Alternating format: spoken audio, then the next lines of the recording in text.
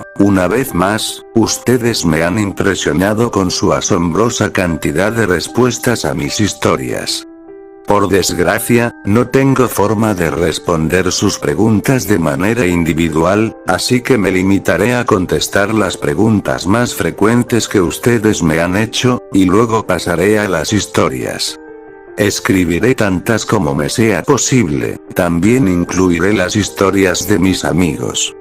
Pero lamentablemente me veo en la necesidad de decir que es probable que no vuelva a actualizar por un tiempo hasta que haya respondido algunas preguntas de mis superiores. Muy bien, aquí van las respuestas a las preguntas más frecuentes que ustedes me han hecho. Desafortunadamente, no me siento cómodo con la idea de revelarles en dónde trabajo o cómo me llamo. De hecho, muchas de las cosas de las que les he hablado aquí podrían provocarme bastantes problemas o incluso ser despedido, por lo que prefiero seguir en el anonimato.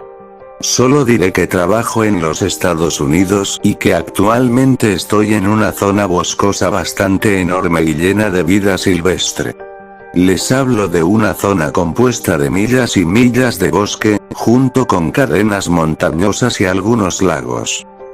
Todavía hay un gran interés en las escaleras, y afortunadamente para todos ustedes, mi amigo tiene una historia relacionada a ellas, en la que creo que todos estarán muy interesados. La abordaré más al final de esta actualización. En cuanto a si alguna vez pensé en preguntarle a mis superiores sobre ellas, sí, lo he pensado, pero como dije anteriormente, no lo he hecho porque no quiero arriesgar mi empleo. Sin embargo, uno de mis superiores anteriores ya no trabaja como oficial, y es posible que esté dispuesto a hablar conmigo al respecto.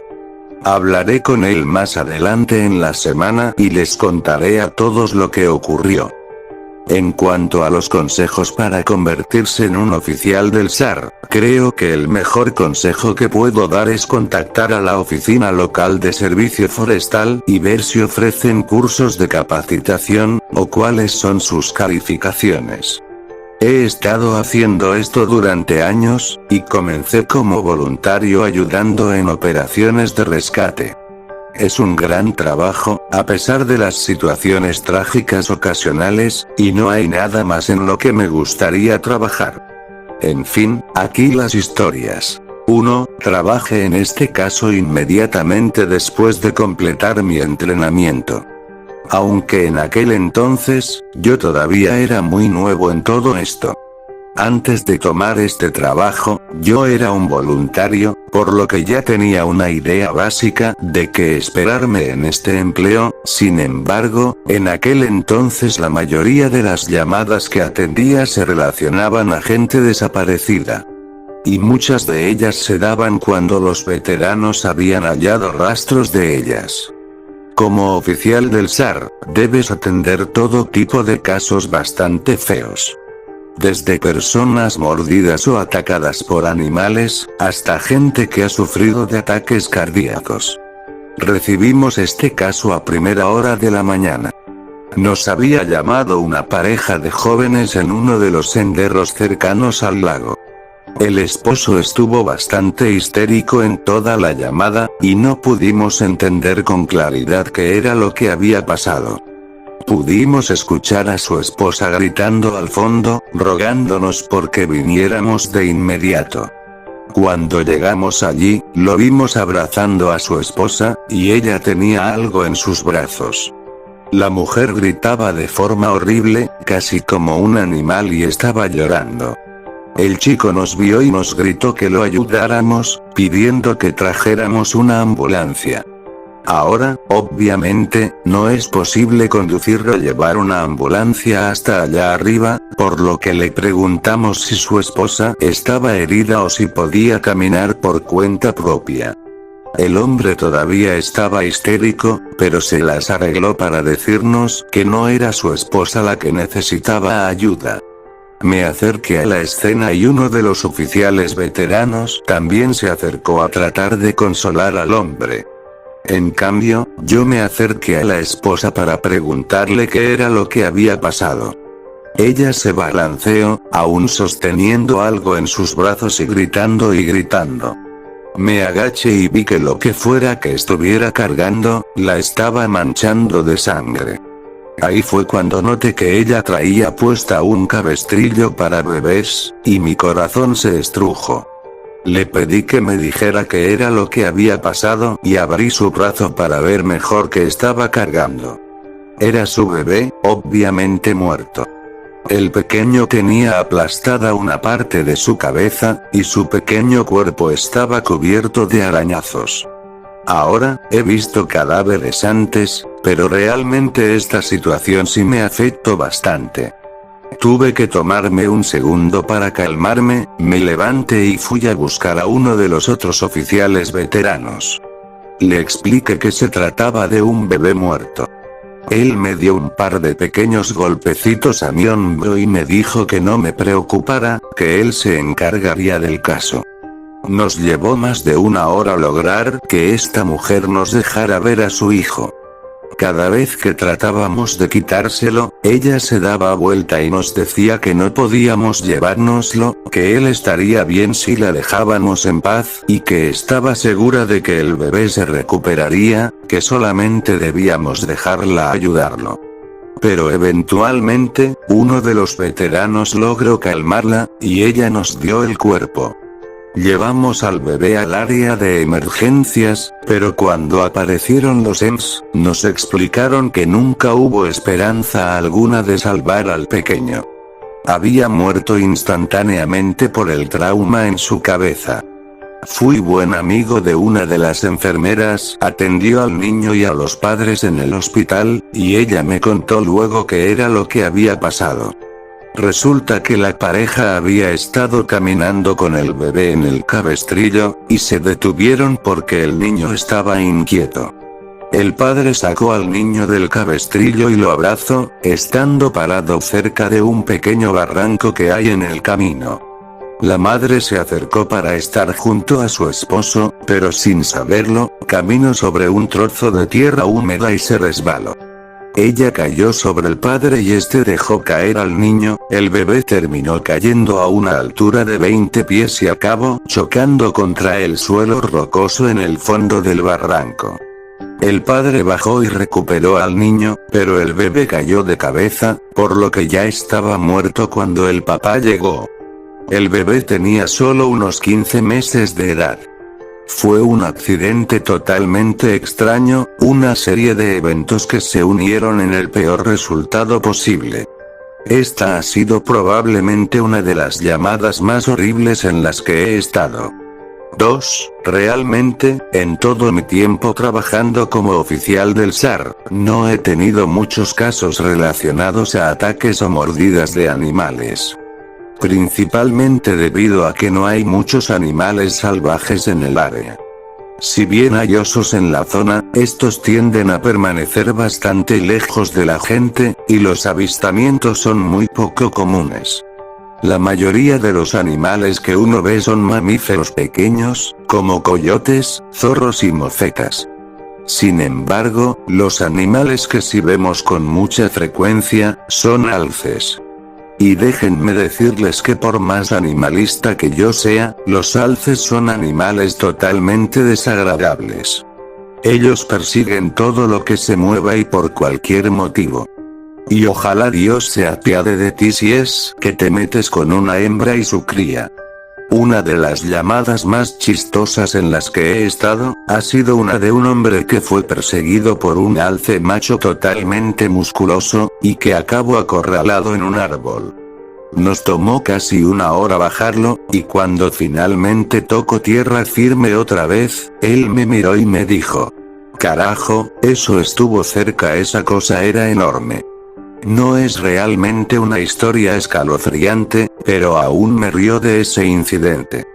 3. Honestamente, no sé cómo fue que me olvidé de esta historia, pero ha sido lo más terrorífico que me ha sucedido hasta ahora, al punto que he tratado de olvidarme de ella como sea posible. Supongo que por eso no la recordé inmediatamente. Como alguien que pasa literalmente todo su tiempo estando metido en el bosque, no me puedo permitir asustarme por cosas como estar solo o quedarme atrapado en medio de la nada. Es por ese motivo que cuando uno tiene una experiencia como esta, uno trata de olvidarse de ella y de seguir adelante. Esto ha sido, hasta la fecha, el único incidente que realmente me hizo cuestionarme si este trabajo era el indicado para mí. Realmente no me gusta hablar mucho de esto, pero haré todo lo posible para recordar. Según recuerdo, esto tuvo lugar al final de la primavera. Fue una típica llamada relacionada a un niño desaparecido. Una niña de 4 años se había alejado del campamento de su familia y no había vuelto en 1 o 2 horas. Sus papás estaban preocupados y cuando llegamos, nos dijeron lo mismo que casi siempre dicen todos los padres en estos casos. Mi hija nunca se alejaría de nosotros. Ella siempre fue muy obediente con la regla de no alejarse. Ella nunca había hecho algo como esto. Les aseguramos a sus papás que haríamos todo lo posible por encontrarla, y nos dispersamos en una formación de búsqueda estándar. Hice equipo con uno de mis buenos amigos y comenzamos a hablar un rato mientras buscábamos a la niña como usualmente hacemos. Sé que suena insensible, pero cuando has estado en esto durante mucho tiempo, te terminas volviendo insensible. Se convierte en la norma, y creo que hasta cierto punto debes aprender a desensibilizarte para poder estar en este trabajo. Buscamos unas buenas 2 horas, yendo más allá de donde creíamos que estaría, e íbamos saliendo de un pequeño valle cuando algo nos hizo detenernos al unísono. Nos congelamos y nos miramos el uno al otro, y había una sensación rara en el ambiente. Era casi como la sensación que uno tiene cuando un avión se está despresurizando. Los oídos casi se me salieron y tenía esta sensación rara de haber caído desde unos 3 metros de altura. Estaba por preguntarle a mi amigo si había sentido lo mismo, pero antes de poder hacerlo, escuché el sonido más jodidamente fuerte que he escuchado en toda mi vida. Se oía casi como un tren de carga viajando a toda velocidad, pero el ruido parecía venir de todas direcciones, incluso parecía provenir por encima y debajo de nosotros. Mi amigo trató de gritarme algo, pero no lo escuché a causa de este ruido ensordecedor. Comprensiblemente asustado, miramos a nuestro alrededor, tratando de encontrar la fuente del sonido, pero ninguno de nosotros vio nada. Por supuesto, lo primero en lo que pensé fue en un terremoto o en un derrumbe de rocas, pero no estábamos cerca de ningún acantilado y aun si lo estuviéramos, el derrumbe ya nos habría alcanzado. El sonido siguió y siguió, y nosotros tratamos de gritarnos el uno al otro, pero incluso estando muy juntos, no podíamos escuchar nada más que ese sonido. Entonces, tan repentinamente como el ruido comenzó, se detuvo. Como si alguien hubiera activado un interruptor para apagarlo. Nos quedamos allí por un segundo, perfectamente quietos, y lentamente los sonidos normales del bosque volvieron. Él me preguntó qué carajos acababa de pasar, pero me encogí de hombros y nos quedamos mirándonos durante un minuto. Me conecté a la radio y les pregunté a mis compañeros si también habían escuchado el maldito fin del mundo, pero todos me respondieron que no habían escuchado nada, a pesar de que todos estábamos a una distancia de gritos el uno del otro. Mi amigo y yo simplemente nos encogimos de hombros y seguimos adelante. Alrededor de 1 hora más tarde, todos hablamos por la radio y ninguno había hallado a la niña. La mayoría de las veces, no continuamos las búsquedas cuando llega la noche, pero como realmente no había nada que nos dificultara la búsqueda en esta ocasión, algunos decidimos continuarla por cuenta propia, incluyéndome a mí y a mi amigo. Procuramos mantenernos cerca y gritábamos su nombre cada 2 minutos. En este punto, yo realmente esperaba más allá de la esperanza que la pudiéramos encontrar, porque si bien no me agradan los niños, la idea de que estén solos en la oscuridad a merced de peligros de la naturaleza es horrible. El bosque wallpaper para los niños, el bosque puede ser algo agradable y tranquilo a la luz de día, pero de noche, bueno, se vuelve una bestia completamente diferente. Pero por desgracia no encontramos rastro de ella, y cuando llegó la medianoche, decidimos dar media vuelta y regresar al punto de encuentro. Estábamos a mitad del camino cuando mi amigo se detuvo y dirigió la luz de su linterna a nuestra derecha, en un montículo de árboles muertos bastante denso. Le pregunté si había escuchado algo, pero él solo me dijo que me callara un segundo y que escuchara. Lo hice, y en la distancia, podía escuchar claramente el llanto de una niña. Ambos llamamos a la niña por su nombre, y tratamos de escuchar cualquier respuesta suya, pero el llanto se oía bastante débil. Nos dirigimos en la dirección de este montículo de árboles muertos y lo rodeamos, llamándola una y otra vez. A medida que nos acercábamos al llanto, empecé a sentir una extraña sensación en el estómago y le dije a mi amigo que algo no estaba bien. Él me dijo que también sentía lo mismo, pero que no podía identificar qué era lo que le perturbaba tanto. Nos detuvimos en donde estábamos y llamamos a la niña por su nombre otra vez. Y al mismo tiempo, ambos descubrimos que era lo que no estaba bien. El llanto estaba en un bucle. Era el mismo pequeño sollozo, luego el mismo gemido, luego el mismo pequeño hipo, repetido una y otra vez. Era exactamente lo mismo una y otra vez, entonces mi amigo y yo finalmente, sin decir ni una sola palabra, decidimos largarnos de allí. Esta ha sido la única vez que he perdido la compostura de esa manera, pero puedo asegurarles que realmente había algo extraño ocurriendo allí, y ninguno de los dos quería quedarse para averiguarlo. Cuando volvimos a la estación, preguntamos si alguien más había oído algo extraño, pero nadie más sabía de lo que estábamos hablando. Sé que suena como algo estúpido, pero este caso realmente me aterrorizó por mucho tiempo. En cuanto a la niña, nunca encontramos ni un solo rastro de ella. Hasta el día hoy seguimos buscándola a ella y a todas las personas que no hemos encontrado, pero francamente dudo que alguna vez la hallemos. De todas las llamadas relacionadas a personas desaparecidas que he recibido, solo un puñado han resultado en una desaparición completa. Con esto me refiero a que no encontramos ni cuerpo ni rastros de la persona. Aunque a veces, encontrar un cuerpo solo lleva a más preguntas que respuestas. Estos son algunos de los cuerpos que hemos encontrado que se han vuelto infames en nuestro historial de gente desaparecida. Un adolescente cuyos restos fueron hallados casi un año después de su desaparición.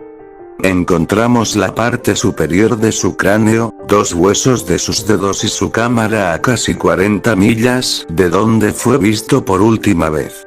La cámara, por desgracia, fue hallada destruida. La pelvis de un anciano que había desaparecido un mes antes.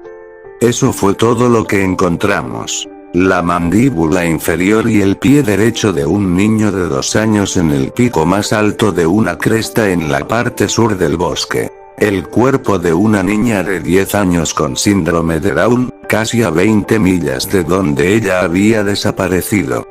El forense determinó que ella murió por exposición 3 semanas después de desaparecer. Toda su ropa fue hallada intacta, con excepción de sus zapatos y su chaqueta. Había bayas y carne cocida en su estómago cuando le hicieron la autopsia. El forense dijo que parecía como si alguien la hubiera estado cuidando. No hubo sospechosos identificados. El cuerpo congelado de un bebé de 1 año, encontrado en el tronco hueco de un árbol, una semana después de desaparecer a 10 millas del área donde fue visto por última vez. Le encontraron leche fresca en el estómago, pero su lengua había desaparecido. Una vértebra y una rótula derecha de una niña de 3 años, ambas encontradas en la nieve a casi 20 millas del campamento en el que su familia había estado el verano anterior. Ahora voy a relatarles un par de historias que mi amigo me contó. Le mencioné que todos ustedes estaban interesados en las escaleras, y tienen suerte. Ha tenido un encuentro más cercano con ellas. Aunque él tampoco tiene ninguna explicación para ellas, sí tiene un poco más de experiencia con ellas que yo. 1. Mi amigo ha sido oficial del SAR durante aproximadamente 7 años, comenzó cuando estaba en la universidad y tuvo una experiencia muy similar a la mía cuando se encontró por primera vez con las escaleras. Su entrenador le dijo casi lo mismo que me dijo la mía, ya saben, que no debía acercarse, tocarlas o subirlas. Durante el primer año, él obedeció completamente esa regla, pero al parecer su curiosidad le ganó, y en una llamada se separó de la búsqueda y fue a ver un conjunto de ellas. Dijo que las escaleras estaban a unos 10 kilómetros del camino donde una adolescente había desaparecido, y que los perros estaban siguiendo su rastro. Estaba solo, quedándose atrás del grupo principal, cuando vio una serie de escaleras a su izquierda. Parecían ser de una casa nueva, porque la alfombra en ellas era prístina y blanca. Dijo que a medida que se acercó a ellas, no sintió nada extraño en el ambiente ni escuchó ruidos raros. Él esperaba que algo raro le sucediera, como que le empezaran a sangrar los oídos o que tuviera un colapso, pero se puso justo al lado de ellas y no sintió nada. Sin embargo, me dijo que lo único extraño que le pareció, fue que no había absolutamente nada en las escaleras. No había suciedad, hojas, polvo, nada. Y no parecía haber signos de actividad animal o de insectos en el área, lo cual le pareció extraño. Era como si los animales o la naturaleza en general estuvieran tratando de evitarlas a toda costa, al punto en que parecía que esa parte del bosque se había vuelto estéril por culpa de ellas. Tocó las escaleras y no sintió nada, excepto ese tipo de sensación pegajosa que obtienes cuando pones una alfombra nueva. Asegurándose de que su radio estuviera encendida, subió lentamente las escaleras. Dijo que fue algo bastante aterrador, porque por la forma en que habían sido estigmatizadas, no estaba realmente seguro de lo que le iba a pasar. Dijo que esperaba que algo raro le pasara, como que fuera enviado a una dimensión paralela o que fuera abducido por un ovni. Pero llegó a la cima y se quedó allí mirando alrededor. Pero, dijo que cuanto más se paraba en el escalón superior, más sentía que estaba haciendo algo muy equivocado. Él me lo describió como la sensación que tendrías si estuvieras en una parte de un edificio del gobierno en la que no deberías estar. Como si alguien fuera a arrestarte o dispararte en la cabeza en cualquier segundo. Trató de sacudirse para quitarse esa sensación, pero esta se hizo más y más fuerte, y ahí fue entonces cuando se dio cuenta de que ya no podía oír nada. Los sonidos del bosque habían desaparecido, y ni siquiera podía oír su propia respiración. Era como un tipo de tinnitus extraño, horrible, pero más opresivo. Volvió a bajar y se reincorporó a la búsqueda, y no mencionó nada de lo que había hecho a nadie. Pero, me dijo que la parte más extraña vino después. Su entrenador lo estaba esperando en el centro de bienvenida después de que la búsqueda terminara por el día, y arrinconó a mi amigo antes de que pudiera irse. Me dijo que su entrenador tenía una mirada de ira intensa y él le preguntó qué sucedía. ¿Las subiste? ¿Verdad? Le preguntó el entrenador a mi amigo. Mi amigo dijo que eso no fue formulado como una pregunta. Él, viendo que obviamente su entrenador sabía lo que había hecho, le preguntó cómo lo sabía. El entrenador solo negó con la cabeza. porque no la encontramos. Los perros perdieron su rastro. Mi amigo preguntó qué tenía que ver eso. El entrenador le preguntó cuánto tiempo había estado en las escaleras, y mi amigo dijo que no más de 1 minuto. El entrenador le dio una mirada realmente horrible, casi muerta, y le dijo que, si alguna vez volvía a subir otra escalera, sería despedido inmediatamente. El entrenador se alejó, y supongo que nunca respondió ninguna de las preguntas que mi amigo le ha hecho al respecto desde entonces. Mi amigo ha estado involucrado en una gran cantidad de casos de personas desaparecidas, donde nunca se encontró rastro de ellas. Mencioné a David Paulides, y mi amigo me dijo que podía confirmar que la gran mayoría de sus historias son precisas. Dijo que, en la mayoría de las veces, si no se ha encontrado a la persona de inmediato, se le hallará semanas, meses o años después, en lugares a los que normalmente se le habría hecho imposible llegar. Una historia suya, la cual realmente destaco para mí, fue una relacionada a la desaparición de un niño con una discapacidad mental grave. 1. El niño desapareció de un área de picnic a fines del otoño.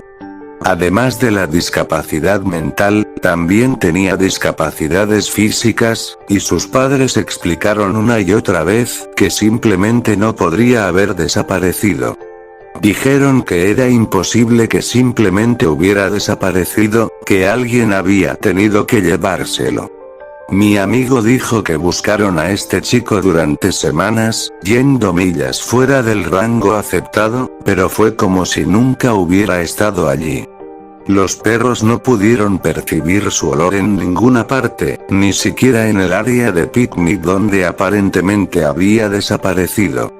La sospecha recayó sobre los padres, pero quedó bastante claro que ellos estaban devastados por lo sucedido y que no le habían hecho nada siniestro a su hijo.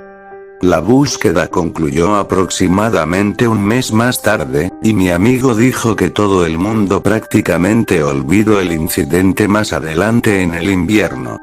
Ya en invierno, mi amigo estaba en una sesión de entrenamiento, en uno de los picos más altos de la zona, cuando se topó con algo en la nieve. Dijo que lo había visto desde muy lejos al principio, y que cuando se acercó, se dio cuenta de que era una camiseta, congelada y cubierta de nieve. Él la reconoció como perteneciente al niño, porque tenía un patrón distintivo. A unos 20 metros de distancia, encontró el cuerpo del niño, medio enterrado en la nieve. Mi amigo dijo que no había forma de que el niño hubiera estado muerto por más de unos pocos días, a pesar de que había estado desaparecido durante casi 3 meses. El niño estaba acurrucado alrededor de algo, y cuando mi amigo movió la nieve para ver de qué se trataba, dijo que casi no podía creer lo que estaba viendo. Era un gran pedazo de hielo, que había sido tallado toscamente para parecerse a una persona. El chico lo sostenía con tanta fuerza, que le había congelado el pecho y las manos. Mi amigo pudo notarlo incluso con la descomposición que había tenido lugar. Llamó por radio al resto de sus compañeros, y sacaron el cuerpo de la montaña. Ahora, la última parte él me la resumió, y yo haré lo mismo para ustedes. No hay forma alguna en la que este chico hubiera logrado sobrevivir solo en la naturaleza durante casi 3 meses, o haber llegado a un pico de esa altura. Tampoco hay forma física en la que él hubiera podido caminar casi 50 millas y acabado en una maldita perra montaña. Para colmo, no se encontró nada en el estómago o colon del niño. Nada, ni siquiera agua. Como dijo mi amigo, es casi como si el niño hubiera sido sacado de la faz de la tierra, puesto en animación suspendida, y dejado en esa montaña meses después, solo para morir de hipotermia. Hasta el día de hoy, mi amigo aún no ha olvidado este incidente. La última historia que compartiré de él fue una que tuvo lugar hace relativamente poco tiempo, solo hace unos meses. 1. Mi amigo estaba haciendo una caminata de reconocimiento para buscar leones de montaña, pumas, esto debido a que los informes de avistamientos habían aumentado en los últimos días. Uno de nuestros trabajos como oficiales del SAR, es explorar las áreas donde se han visto a estos animales, para que, si se encuentran en la zona, podamos advertirles a las personas y cerrar esos senderos. Mi amigo estaba solo, en una parte muy boscosa del parque. Ya estaba anocheciendo, cuando de repente, escucho lo que parecía ser una mujer gritando a una distancia lejana. Ahora, un dato interesante que quizás algunos de ustedes sabrán, es que los gritos de un puma se escuchan casi similar a los gritos de una mujer siendo brutalmente asesinada. Sí, es algo perturbador, pero no es nada extraño. Mi amigo llamó a sus compañeros a través de la radio y les informó que había escuchado a uno, y que caminaría un rato más por allí para ver si podía averiguar en dónde comenzaba su territorio. Escuchó al puma gritar un par de veces más, siempre desde el mismo lugar, y determinó el área aproximada del territorio del felino. Él estaba a punto de regresar cuando oyó otro grito, esta vez a solo unos metros de él.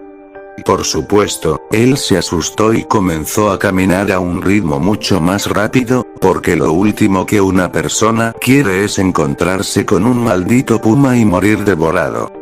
Cuando finalmente llegó a uno de los caminos principales y comenzó a regresar a la base, los gritos lo siguieron, y él comenzó a correr. Cuando estaba a 1 milla de distancia de la base de operaciones, los gritos cesaron, y se volteó para ver si lo estaban siguiendo. Ya era casi de noche en este punto, pero me dijo que, a lo lejos, justo antes de que el camino doblara una esquina, pudo ver lo que parecía ser una figura masculina. Mi amigo, aún asustado, le trató de hablar a la figura, advirtiéndole que los caminos estaban cerrados, y que necesitaba regresar al centro de bienvenida. La figura solo se quedó allí, y mi amigo comenzó a caminar. Cuando estaba a unos 10 metros de distancia, la figura dio, según él me describió, un paso increíblemente largo hacia él y dejó escapar el mismo grito que mi amigo había estado escuchando. Mi amigo ni siquiera dijo nada, se giró y corrió de vuelta al centro de operaciones, sin mirar atrás. Cuando finalmente regresó, los gritos volvieron al bosque. Él no le mencionó esto a nadie más, lo único que les dijo a sus compañeros fue que había un puma en el área y que tendrían que cerrar esos caminos hasta que el animal pudiera ser localizado y enviado a una reserva ecológica. Voy a terminar esta entrada aquí, ya que nuevamente se ha convertido en una enorme pared de texto. Voy a ir a una operación de capacitación anual mañana por la mañana, así que me iré hasta la próxima semana. Me reuniré con muchos antiguos entrenadores y amigos que trabajan en otras áreas del parque, y preguntaré por todas las historias que quieran compartir. Estoy tan feliz de que ustedes hayan estado interesados en mis historias, y una vez que haya regresado de esta operación, continuaré compartiéndolas.